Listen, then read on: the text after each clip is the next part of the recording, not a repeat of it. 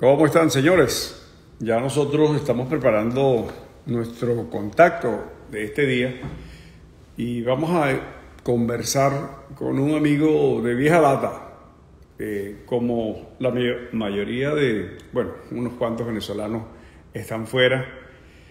Es Orlando Borges. Ya vamos a conectarnos con Orlando Borges una vez que solicite participar de este contacto. Y bueno, ya estamos en breve. Orlando es un periodista venezolano, tan venezolano que es maracucho. Fíjense ustedes. Bueno, no caigamos en esas cosas, chauvinistas.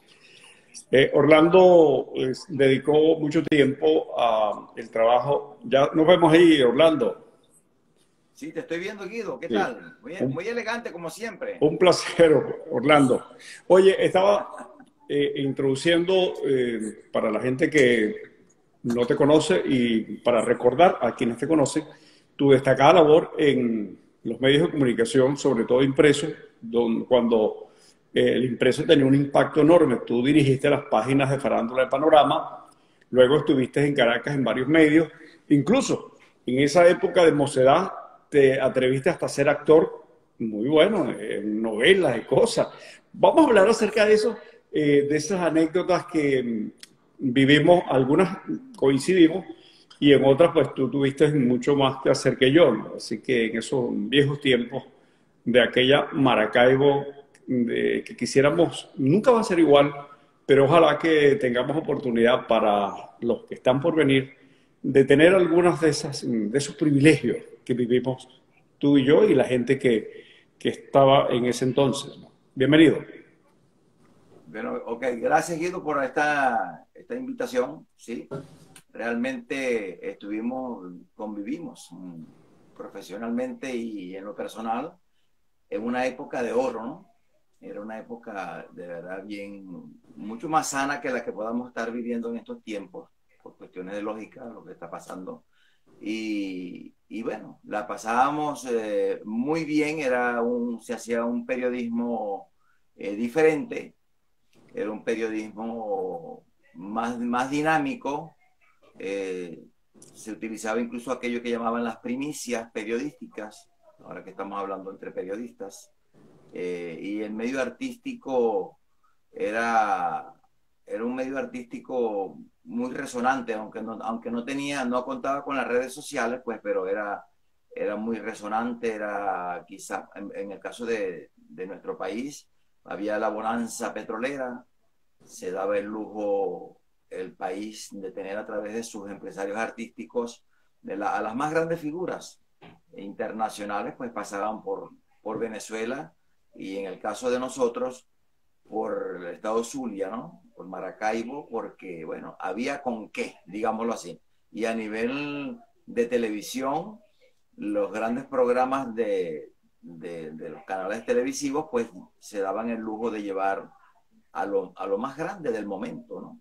Todo, no se escapaba nadie porque Oye, había... vamos a recordar a la gente como evocación aquellos tiempos. ¿Qué figuras recuerdas que nos tocará tener cerca? Vamos a hablar también, Orlando, de los festivales, aquellos que hubo, Festival de la Canción, bueno, tantas cosas que tú recordarás mejor que yo, ¿no? Bueno, en el caso si vamos a hablar del caso de Venezuela, nosotros teníamos el Festival de la Canción, como tú dices, que lo llevó a ganar en alguna oportunidad la gran Mayra Martí, por mencionar algo, ¿no? Teníamos en la ciudad de Barquisimeto la Voz de Oro de Venezuela, que la ganó Héctor Cabrera, la llegó a ganar Alfredo Sadel, la misma Mayra Martín, Aida Perdomo, eran grandes figuras. Y si nos trasladamos a la región zuliana, de donde nosotros somos pues oriundos, donde hemos convivido tantos años, teníamos el gran festival de compositores y cantantes zulianos que fue el creador pues Guillermo Sánchez García, el periodista. Y ese festival también dio mucho que hacer, la participación de figuras que luego se proyectaron a nivel nacional e internacional, como por ejemplo un Argenis Carrullo, Hugo Huerta, todos esas figuras que el Daniel Méndez, a través de ese festival. Entonces, eso es a nivel nacional. Y a nivel internacional teníamos grandes festivales que todos han ido pasando de moda. Claro, la dinámica del disco fue acabando con los festivales, ¿no? A mi modo de ver, porque antes cualquier cantante importantísimo podía participar en los festivales esos, Benidorm, San Remo, todos esos. Ahí participaron incluso José Luis Rodríguez. José José llegó a participar en festivales con El Triste. Julio Iglesias es producto de un festival de Benidorm, por ejemplo, ¿no? Y así, pero esos festivales luego, la OTI que estaba muy cerca de nosotros en Latinoamérica, también era de suma importancia. Sin embargo, ellos fueron pasando de moda hasta el punto que ya nadie de renombre participaba en esos festivales, y así se fueron acabando todos. Y yo entiendo que es porque la dinámica del disco, el cantante se dio cuenta, el promotor, el manager se dio cuenta en ese momento de que sonando en la radio, sonando en la televisión, no les hacía falta arriesgar su prestigio en un festival. Y así las grandes figuras pues se fueron alejando, porque ya no buscaban entonces a través de un festival la proyección, sino que era preferible moverse con las casas disqueras, moverse con los medios audiovisuales para proyectar su producto, que en este caso serían los cantantes y compositores. Oye, Orlando, vamos a recordar aquellas múltiples actividades, porque realmente uno tenía muchísimo trabajo, ¿no? Uno, digo, de alguna manera yo maté unos cuantos tigritos animando espectáculos, pero tú tenías mucho más porque tú eras un periodista que escribía, que estabas en todas esas actividades, y te tocó coberturas permanentes. O sea, hacer una página de farándula pues era, en esa época era muy importante, porque como tú lo has dicho, por Venezuela pasaban, y vamos a hablar de Maracaibo, vamos a focalizarnos en lo que más conocemos. Mira, es impresionante cómo tú mencionaste ahorita algunos nombres. Julio Iglesias, eso estaba en cualquier lugar en Maracaibo en cualquier momento. Roberto Carlos, todas esas grandes figuras, Juan Gabriel, tú recordarás, y bueno, y además muchos venezolanos y muchos que se hicieron en Maracaibo. Maracaibo era un mercado que era apetecible para los artistas que querían promoverse, proyectarse. Si la pegaban en Maracaibo, estaban listos. ¿Recuerdas algunos casos? Sí, un poco lo que dicen a veces, si te pegas, el cantante latinoamericano quiere proyectarse, que se pegue en México. Si se pega en México, se pega en todas partes. Eso es lo que siempre se ha dicho. Bueno, en Venezuela, en el caso específico de Venezuela, para cualquier cantante era muy atractivo, era demasiado importante que los zulianos, considerado un público difícil, dicho por los artistas, si conquistabas el Zulia, a Maracaibo, estabas hecho. Eras una figura tomada en cuenta a nivel nacional. Y así, todos ellos, todas las figuras nacionales que vivían casi todas en Caracas o en alguna otra parte del país, pues buscaban ser contratados en el estado Zulia. Era como la prueba de fuego, ¿no? E inclusive no solamente para los venezolanos, hubo artistas internacionales, voy a mencionar dos casos nada más. El caso de Menudo, el grupo Menudo que nació en Puerto Rico, ellos necesitaban conquistar Venezuela y se fueron a Venezuela, pero iban a Maracaibo. Parecía mentira, pero era más importante para ellos ubicarse en el Zulia que en la propia capital de la República, en Caracas. Sucedió eso con Menudo. Menudo se proyecta en Venezuela es a través del estado Zulia, ¿no? En diferentes escenarios. Y otro que también buscaba la plaza zuliana era el binomio de oro, por decirte algo, de Colombia, y el propio Diomedes Díaz. Ellos tenían esa plaza como la más importante del país, ¿no? Y estar pegado en el Zulia era estar pegado en todo el país. Oye, en Maracaibo, ¿te acuerdas que vivían algunos de esos que luego fueron vallenateros de renombre o de la cumbia, muchos colombianos que vivían, Aníbal Velázquez y otros tantos que tú mencionaste ahorita, el Binomio de Oro. Yo creo que todavía vive, no sé si estará entre Barranquilla y Maracaibo, este joven Israel. Israel. Sí, Israel. Israel, el que era el socio con Israel Ricardo Romero. Orozco. Sí. Israel Romero, acordeonista, dueño del grupo, junto con el cantante que era Orozco, que lamentablemente, bueno, tú sabes, Sí, Rafael Orozco. que murió Sí. y todo eso. Pero era eso, ellos buscaban esa plaza. Ahora, a Maracaibo iban, bueno, te puedo mencionar así rapidito por nombrarte figuras, por ejemplo, de España. Por ahí está Era muy conectado. frecuente. Mira, hay algunos amigos saludando. Osvaldo Muñoz que te saluda. ¿Te acuerdas, Osvaldo? Osvaldito, qué bueno. Ese es uno de nuestros grandes representantes. Osvaldo es un embajador de Venezuela, pero yo diría de Maracaibo, para todo el mundo, porque mira cómo le echó ganas Osvaldo, trabajando duro. Sí, hombre, está a punto de cumplir 30 años. Semanal, y míralo, Está preparando los 30 años, Orlando, del ya han venezolano. pasado 30 Ya años. vienen 30, sí, ya viene, está en proceso. Lo tienen en el horno, la celebración. Osvaldo Ojalá que haya perteneciente desaparecido la pandemia un poco. Sí, a una dinastía. Osvaldo pertenece a una dinastía de comunicadores zulianos, incluso muy metidos en el deporte, ¿no? Sí. Los Muñoz. Sí, señor. Oye, bueno, Orlando, ¿te acuerdas de aquellos lugares? Había muchos sitios.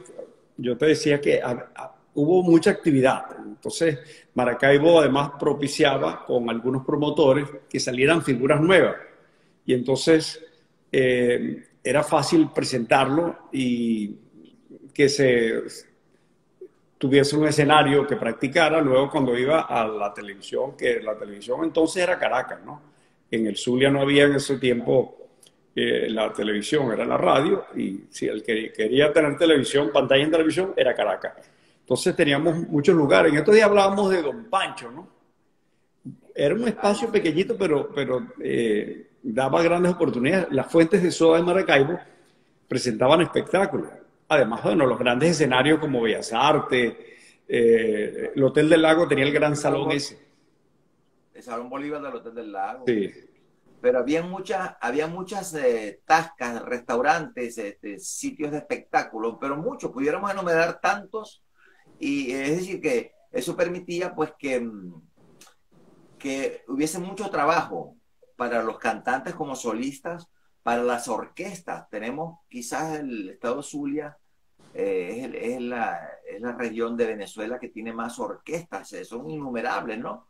Desde el principio de los años 60 empezaron a nacer orquestas, pero muchísimas, orquestas bailables y cantantes, pero era que había mucho trabajo, y los grupos gaiteros, había infinidad de grupos gaiteros, que es nuestro emblema musical, digamos así, ¿no? Como música folclórica, ¿no?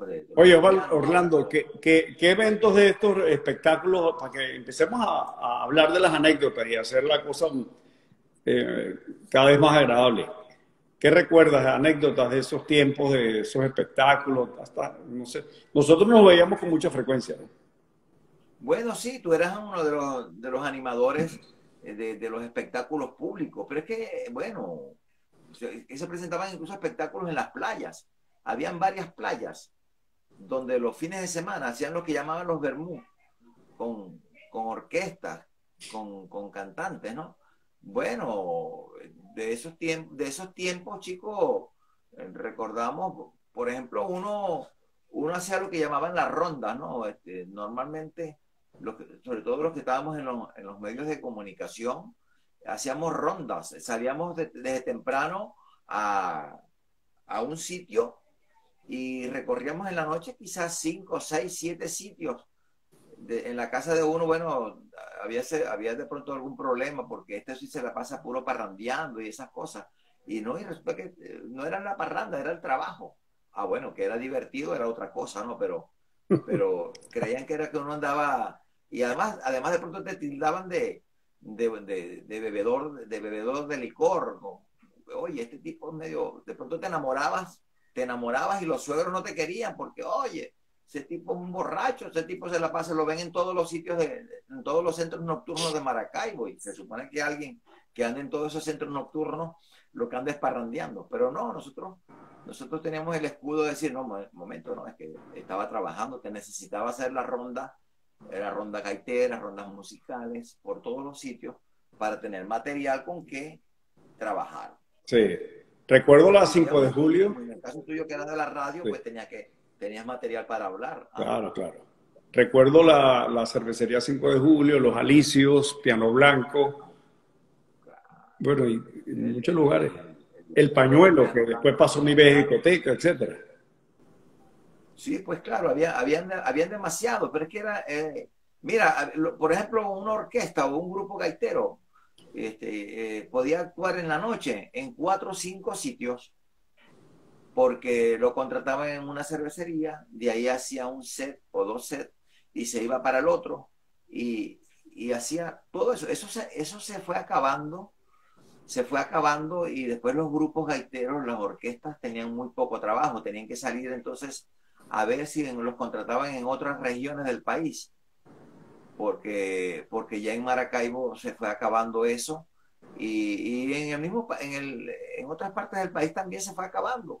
Sí. Quedó Caracas como una referencia, pero para algunos grandes eventos como el Poliedro, pero es eso, es decir, había muchísima actividad de los grupos y los animadores, como en el caso tuyo, que eras animador, pues también tenías trabajo.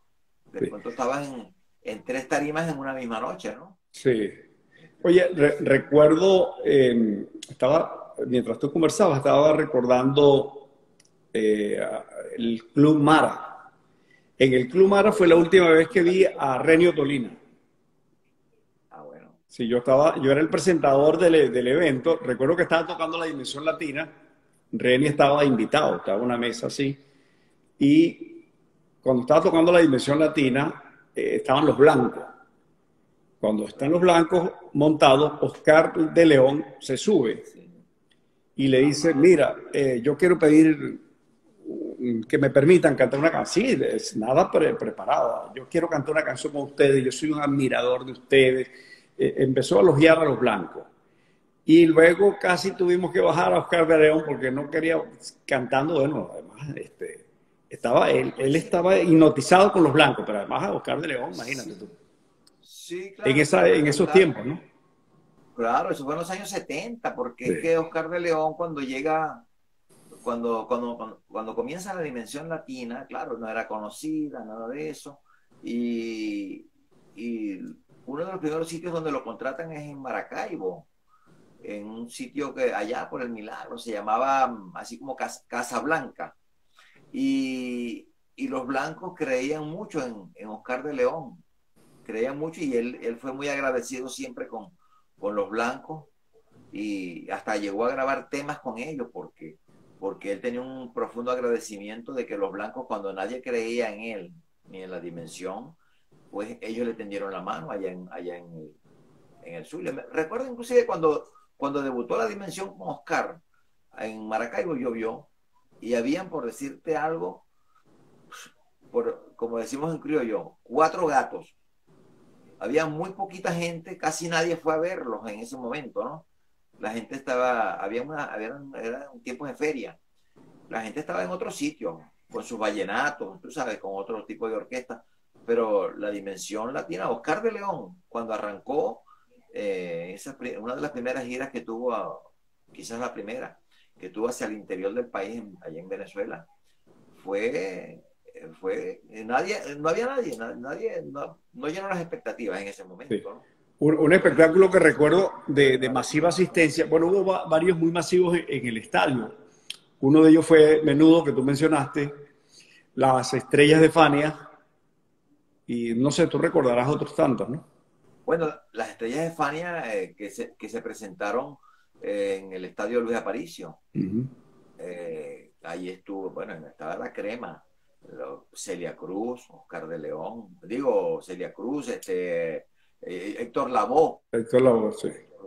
Ismael Miranda, toda esa gente. Todo Este, eso pasaron. el panameño. Rubén Rubén Blades, Blades. en esa oportunidad, sí, esa primera oportunidad que ellos estuvieron allá, Ah, no, no está estaba Cheo Rubén. Feliciano. Estaba Cheo Sí. Feliciano. Rubén Blades va después, Después, en las. Sí. sí, con su agrupación con Willy Colón, que se presentaron allá los llevó a Argenis D'Arienzo, recuerdo, era el empresario. Los llevó a lo que llamaban Azupane, a la Asociación Zuliana de Padres y Niños Sí, sí, a en beneficio de la Supana. por el lago, por el lago, Sí, sí, ahí en Virginia, por sí, el ahí lago. estaba. ¿Ah? Sí, ahí ellos ahí construyeron unas viviendas, unas cosas ahora, sí. Ahora construyó, ok, bueno, Sí. eso. Pero mira, de verdad que era espectacular. La gente disfrutaba los eventos, Camilo Sesto, todos ellos pasaron por allá. Eh, Todos, Julio Iglesias, pasó hasta Beatriz Adriana, aquella mexicana que fue casada con el otro mexicano, el de barba, ¿cómo se llama el otro? El muy famoso. Ah, Solís, Marco Antonio Solís. Ajá. Esa, bueno, hasta el cubano que cantaba el chiste fue a dar allá en el Hotel del Lago, Álvarez Guedes. ¿Te acuerdas de Telma Tizú? Claro, Telma Tizú también estuvo allá. Y sí, no, y estuvo Juan Gabriel, Yo fui el estuvo, presentador una noche ahí en Los Alicios, era la cosa. sí, claro. Y de Venezuela, bueno, aquellas grandes figuras cuando eran Mirla y Lila, Ajá. que hay una anécdota con Mirla y Lila allá en Maracaibo, cuando, cuando se presentaron en una semana se presentó una en el Hotel del Lago y en la otra semana se presentaba Mirla. Y a mí se me ocurrió decir en Panorama, donde yo escribía, que si Mirla no superaba la semana próxima el espectáculo que había hecho Lila esta semana, iba a ser declarada desde el Zulia para toda Venezuela, Lila Morillo como la nueva primerísima de Venezuela. Imagínate tú que aquello fue un escándalo. Se trasladó Mirla inmediata, se trasladó como 3 días antes de la fecha que le tocaba a Maracaibo y convocó una rueda de prensa porque se quedaron impactados, porque además el Zulia era un poder. ¿Quién Y era el marido en Panorama, esa época? Miguel Ángel. pues sí, ¿no? Miguel Ángel el gallego, su actual esposo. Ajá. Sí, ella se había divorciado del otro Miguel Ángel Sí. Landa. No, y este era además el manager. Y eso fue un impacto, fue una locura, una locura. Convocaron una rueda de prensa en el Colegio de Abogados y yo tenía que estar allí porque imagínate tú, yo era el que había formado ese escándalo y entonces yo no llegaba porque estaba en el periódico, estaba escribiendo mis cosas y me llamaban a cada momento, mira, te estamos esperando, y estaban todos los periodistas y los locutores ahí en la rueda de prensa. Y yo estaba, hasta que yo no llegué, no comenzaron, porque imagínate tú, bueno, Tú llegó eras Luis el Peña, culpable. el culpable, eso lo reprodujo incluso la gente la revista Ronda sacó esa situación que se había presentado, porque se empezaron a ofender. Tú sabes que las dos son temperamentales, Lila y Mirla. Mirla ofendió en ese momento a Lila, dijo que era una chabacana, y después Lila dijo que esta era una copiona de Rafael. Entonces que se formó el escándalo, las dos se enemistaron. Tuvo que ir Joaquín Riviera, se trasladó a Maracaibo a hablar conmigo para decirme que dejara ese escándalo así que.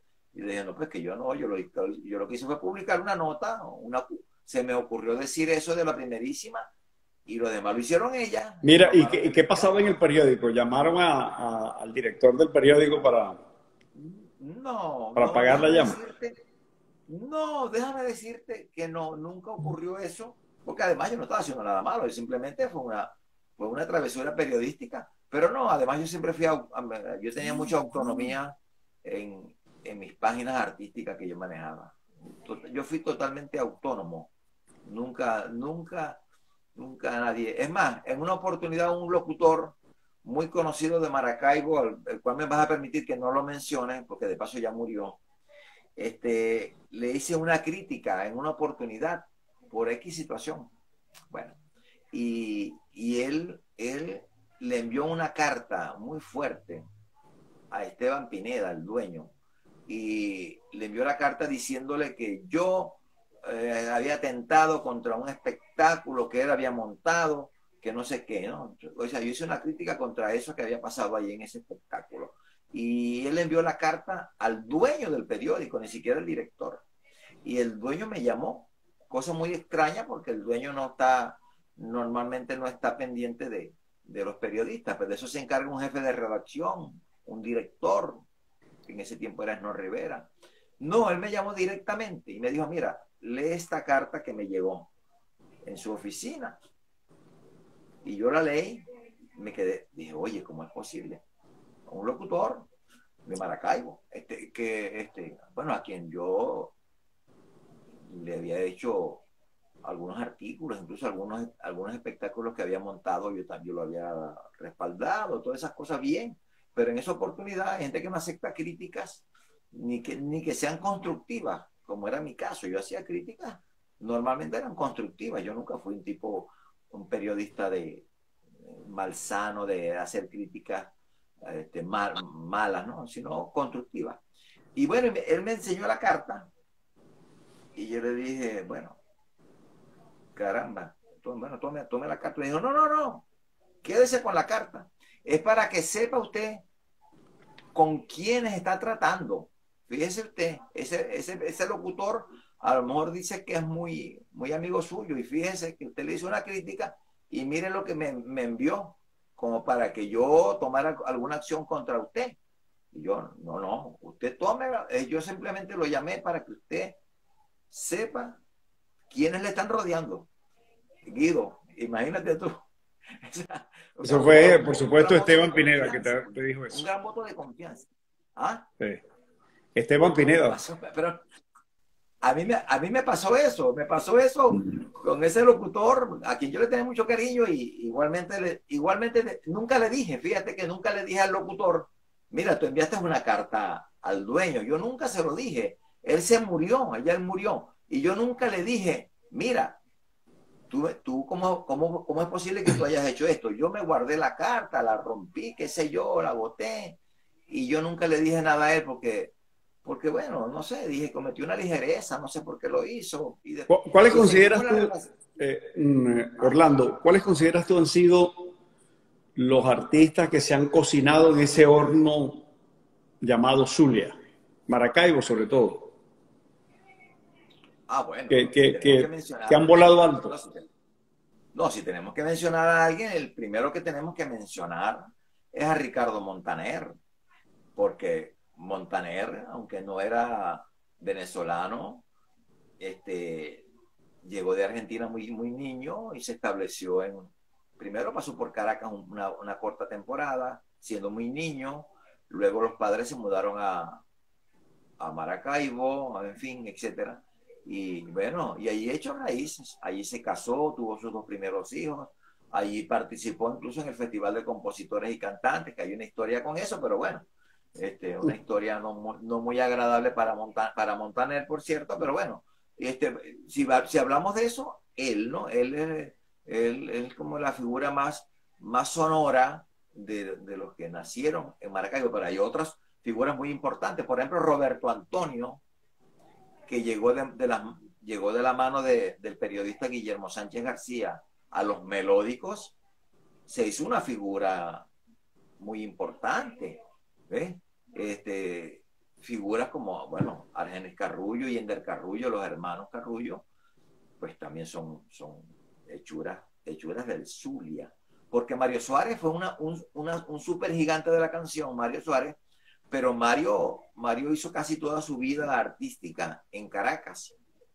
¿No? Era un zuliano, lógicamente. Sí, pues el fenómeno era la televisión que estaba en Caracas, ¿no? Y las grandes radios en Caracas.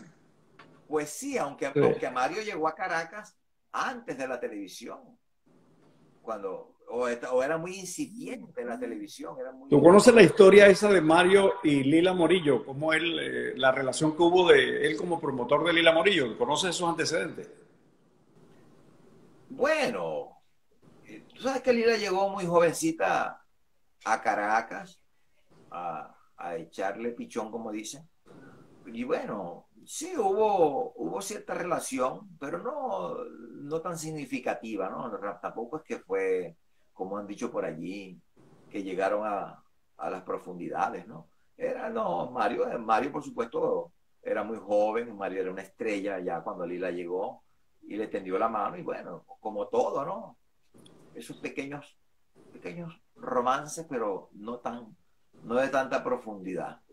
No de tanta profundidad. Pero sí hubo algo de eso, pero lo más importante allí en la relación Lila y Mario es que Mario le tendió la mano a Lila Morillo, que además tenía su gran capacidad, calidad artística y bueno, con un empujoncito llegaba, ¿no?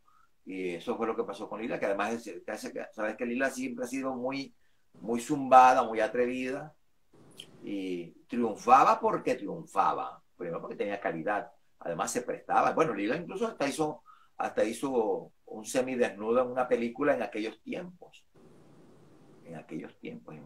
se atrevió ella a posar casi no desnuda, bueno, ella fue una artista completa, además atrevida siempre con la honestidad que la pueda caracterizar, pero digo, zumbada, vamos, ¿qué es lo que hay que hacer? Vamos a darle. Sí. De cosas como esa, ¿no? Podemos hacer... bueno, Lila también, Lila nace artísticamente en el Zulia y luego luego se va a Caracas y por supuesto. Pero sí, es una gran escuela, y podríamos mencionar otros también.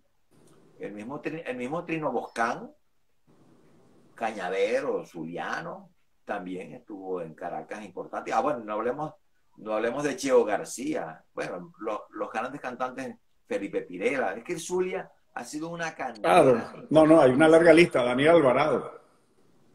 Bueno, imagínate tú, Daniel. Pero, porque además, fíjate tú, tú sabes que a alguien se le ocurrió decir un buen día que, por ejemplo, el estado Lara, Barquisimeto, la capital musical de Venezuela, eso no es exactamente así, eso no es así. Eso alguien lo dijo, la bautizó como la capital musical de Venezuela.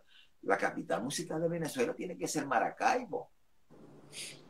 A las pruebas se remiten los maracuchos, no porque nosotros seamos del Zulia, de allá de Maracaibo. Oye, Orlando, permíteme, yo creo que lo que acabas de decir no es ninguna exageración.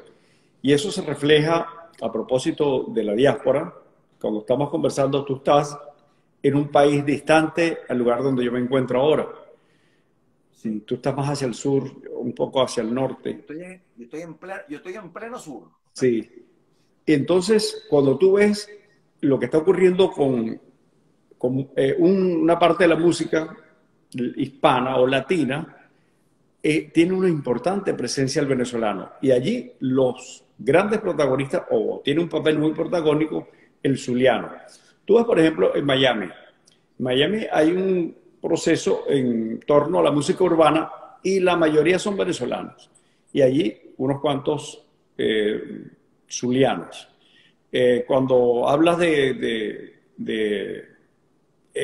lo que es ahora los influencers, periodistas venezolanos, la televisión, fíjate, CNN, la figura femenina, la mayoría son venezolanas, ¿no? Elizabeth Pérez, que es la deportista, esta muchacha ahora que está en la mañana, Requena, que es también presentadora de noticias, y así cuando hacemos un paneo, encontramos que hay emisoras de radio que, bueno, son dirigidas por venezolanos, tienen periodistas, así que hay una importante presencia.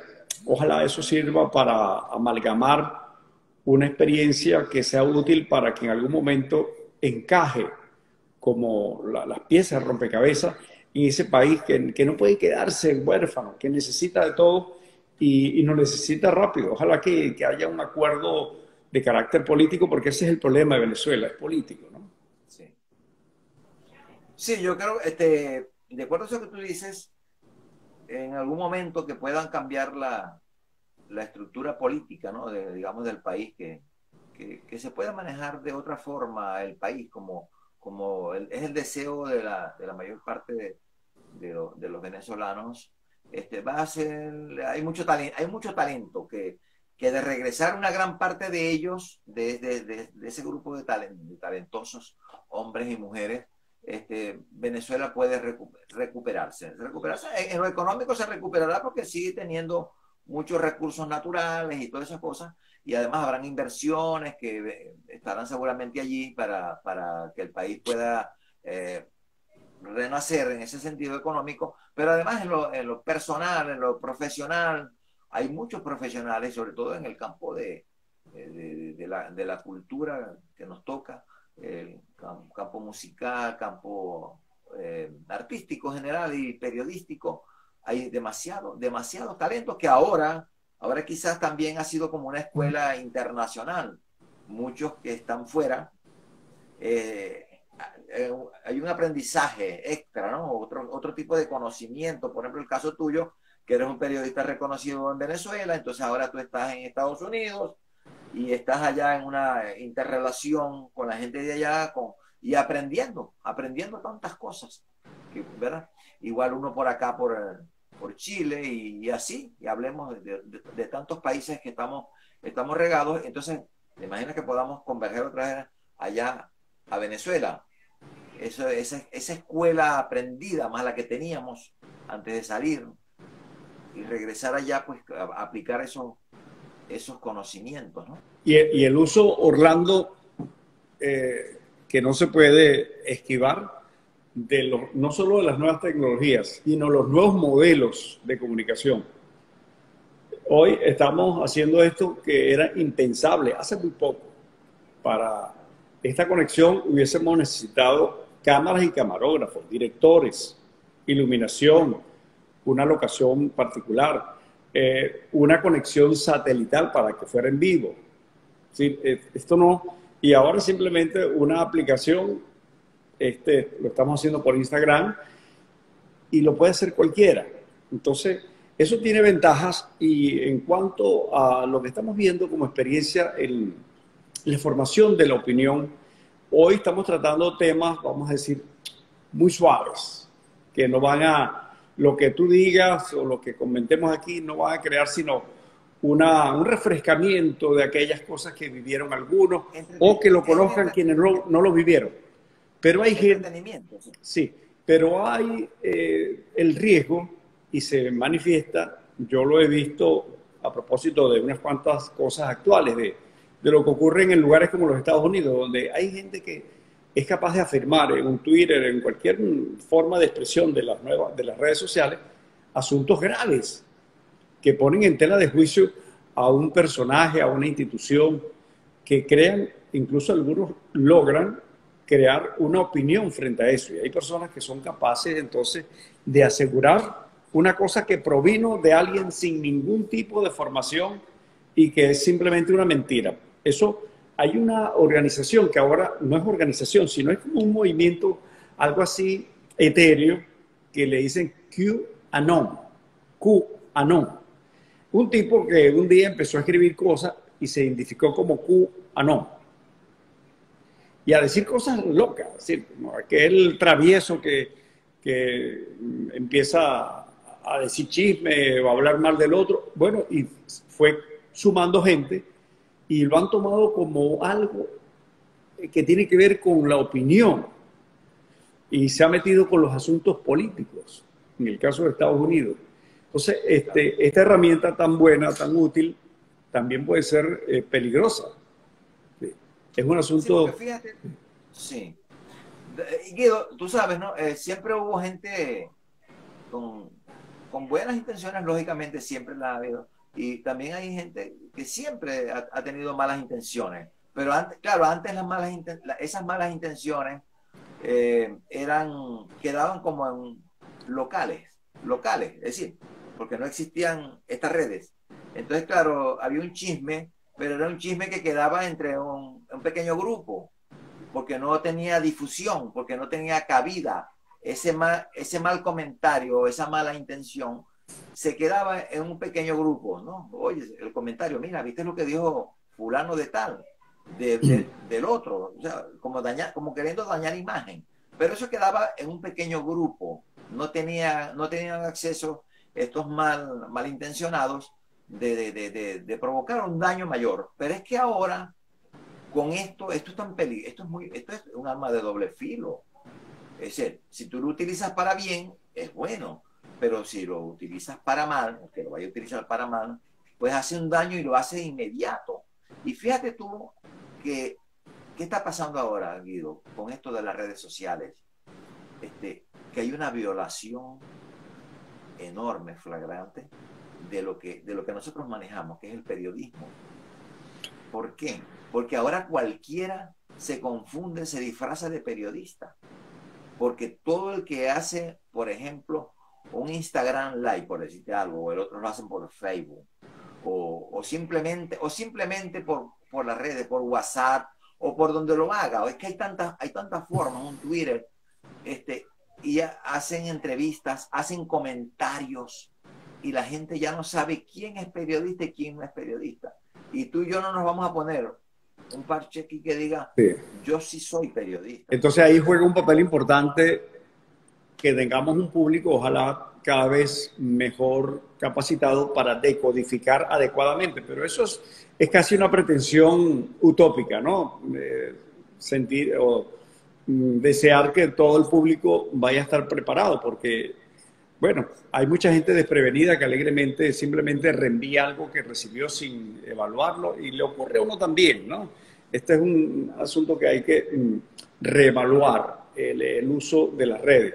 Oye, Orlando, por ahí está Lenín Pulgar, Paul Villamil, trae un poco de gente amiga. Nuestro Gochito, ¿ah? ¿Ah? El Gochito. ¿Qué Gochito? Lenín. Ah, no, Lenín Pulgar, no. Recordé Lenín Valero. Amor y Gaita. Claro, Amor y Gaita, amigo nuestro, Gaby, Lenín. Me acuerdo de Lenín cuando íbamos a hacer las dietas aquellas con Chichilo, allá que la señora Nora. ¿Te acuerdas? Ah, bueno, él sabe. Amor y Gaita. Pulgar, claro. Por cierto, tú sabes que Lenín hace unas hallacas extraordinarias. Lenín, estoy a la orden para el laboratorio de prueba. Así que, sí. Yo no sé si Lenín en dónde está, creo que está en Estados Unidos, ¿no? Está en Orlando, tengo entendido. Ah, está en, sí, en Florida. Está aquí mi tocayo. Está aquí mi tocayo. Ah, sí. Vive en casa de tu tocayo.